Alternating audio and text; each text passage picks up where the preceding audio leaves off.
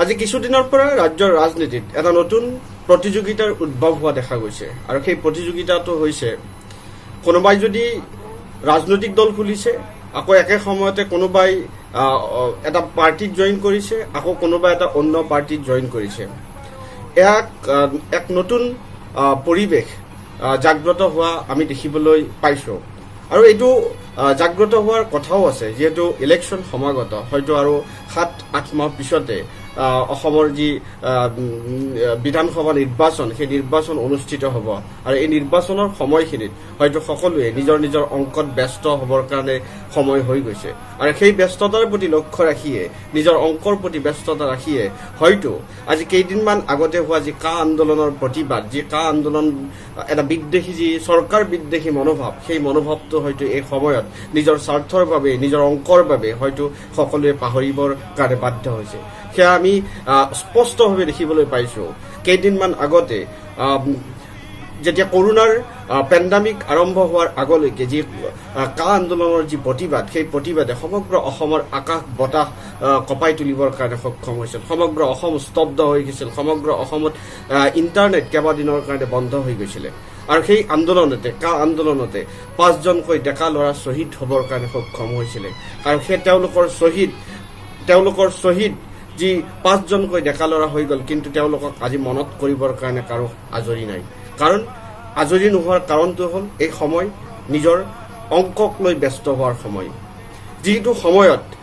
শিল্পী সমাজ বুলি কওঁ যাক আমি শিল্পী বুলি কওঁ আচলতে এওঁলোকক আমি শিল্পী বুলি কোৱাটো কিমান দূৰ সমীচীন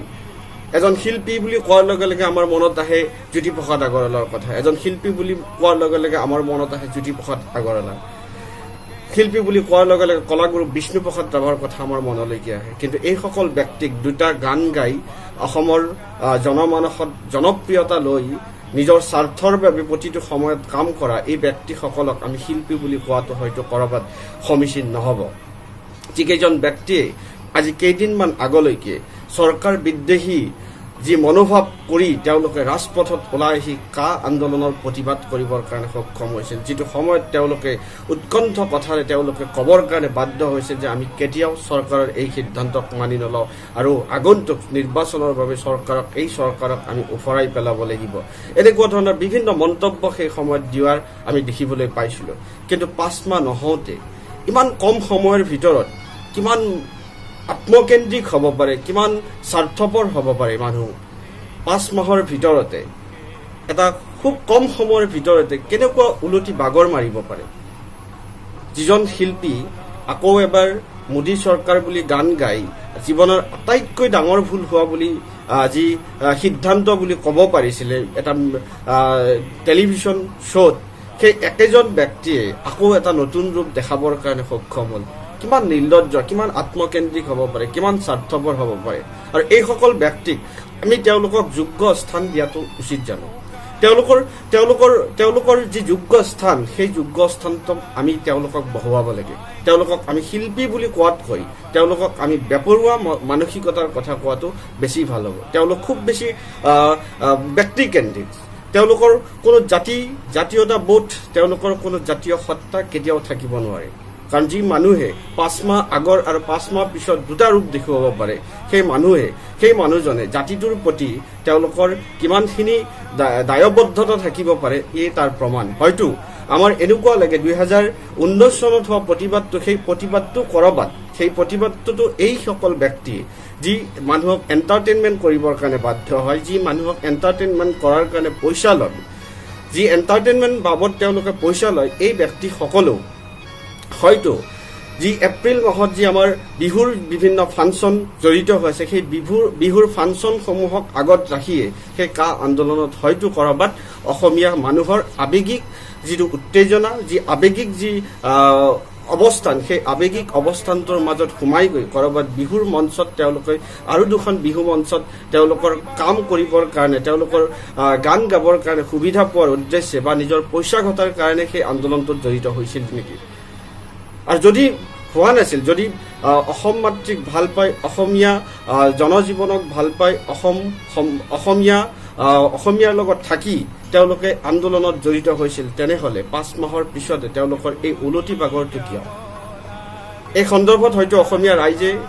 খুব ভালকৈ অৱগত হৈছে। প্ৰতিটো সময়ত অসমীয়া ৰাইজ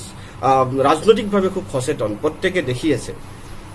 আৰু ইয়াৰ হয়তো প্ৰত্যুত্তৰ, ইয়াৰ হয়তো উচিত ব্যৱস্থা এটা সময়ত এইসকল ব্যক্তিয়ে পাবৰ কাৰণে সক্ষম হ'ব। আৰু এইসকল ব্যক্তিৰ যিকোনো কাণ্ডৰ ক্ষেত্ৰত, যিকোনো কৰ্মৰ ক্ষেত্ৰত অসমীয়া জাতিয়ে ক'ৰবাত নহয় ক'ৰবাত এওঁলোকক কেৰা চকুৰে তেওঁলোকক বেকাকৈ চাবৰ সময় আহি পৰি গ'ল। আমি আৱেগিক জাতি, অসমীয়া মানুহ আৱেগিক, আৰু তেওঁলোকক আমি প্ৰতিটো সময়ত এটা কথা কোৱাৰ পিছতে আমি আৱেগিক হৈ তেওঁলোকৰ সহযোগী হ'ব যাওঁ। কিন্তু এইসকল ব্যক্তিয়ে আমাৰ আৱেগক ব্যৱহাৰ কৰি তেওঁলোকে নিজৰ মুনাফা, নিজৰ ৰাজনৈতিক মুনাফা হ'ল, নিজৰ ব্যক্তিগত মুনাফা তেওঁলোকে প্ৰত্যেকটো সময়ত আদায় কৰিবৰ কাৰণে সক্ষম হৈছিল। আৰু এই ক্ষেত্ৰত অসমীয়া মানুহে যদি সজাগ নহয়, তেতিয়াহ'লে অনাগত দিনতো আমাক বাৰ বাৰ এইসকল ব্যক্তিয়ে আমাক সদায় আমাৰ আৱেগত সদায় আঘাত সানি থাকিব। আৰু এই ক্ষেত্ৰত আমাৰ যি সচেতনতা, আমাৰ ৰাজনৈতিক সচেতনতা, সামাজিক সচেতনতা, আমাৰ অৰ্থনৈতিক সচেতনতা, প্ৰত্যেক ফালে সচেতনতা ৰাখি আমি উচিত সিদ্ধান্ত গ্ৰহণ কৰা উচিত। কাৰণ এইসকল ব্যক্তিৰ আমি দেখিছিলোঁ সেই সময়খিনিত তেওঁলোকৰ যি উগ্ৰ শাসন, তেওঁলোকৰ যি ভাষণ, তেওঁলোকৰ যি সংগ্ৰামী সত্তা, এটা সংগ্ৰামী সত্তাক জীয়াই ৰখাটো খুব বেছি টান কথা। আৰু এই সংগ্ৰামী সত্তাখনক ধৰি ৰাখিব পৰা সকলোৰে গুণ নাথাকে। এইসকল ব্যক্তিটো একেবাৰেই নাই। এইসকল ব্যক্তি নিজৰ ইনকাম চ'ৰ্চৰ লগত জড়িত, নিজৰ ব্যক্তিগত স্বাৰ্থৰ লগত জড়িত।